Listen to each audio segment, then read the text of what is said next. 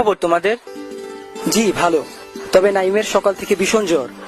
Doctor এসে ওষুধ দিয়েছে, কিন্তু সে কিছুতেই খাচ্ছে না। বলছে মেহেদী ভাই না এলে খাবো না, অন্য কিছুই খেতে পারছে না ও। আচ্ছা আমি দেখছি, চলো যাই।